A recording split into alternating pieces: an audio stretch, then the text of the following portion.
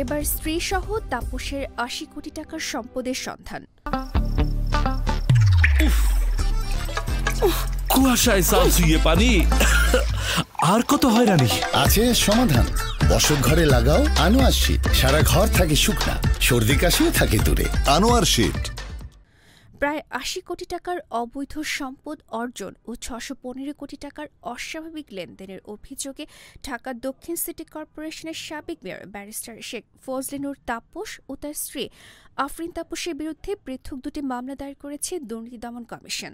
রোববার দুদকের ঢাকা সমন্বিত জেলা কার্যালয়ে দুদকের উপপরিচালক মনিরুল ইসলাম বাদী হয়ে মামলা দুটি দায়ের করেন। দুদকের মহাপরিচালক মোহাম্মদ আক্তার হোসেন বিষয়টি নিশ্চিত করেছেন।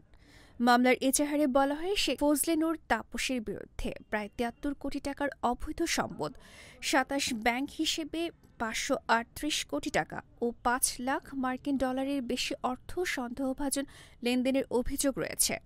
এছাড়া তার স্ত্রী আফরিন তাপসের বিরুদ্ধে ৬ কোটি ৪৩ লাখ টাকার বেশি অবৈধ সম্পদ ও ৯টি ব্যাংক হিসেবে ৭০ কোটি ৮৯ লাখ ও ৩,৯৫,০০০ মার্কিন ডলারের অস্বাভাবিক লেনদেনের অভিযোগ আনা হয়েছে।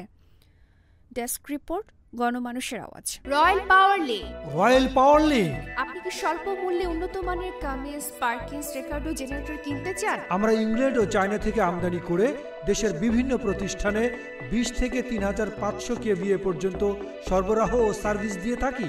বিস্তারিত জানতে যোগাযোগ করুন রয়্যাল পাওয়ার লিঙ্ক। মোবাইল 01716120346। রয়্যাল পাওয়ার লিঙ্ক।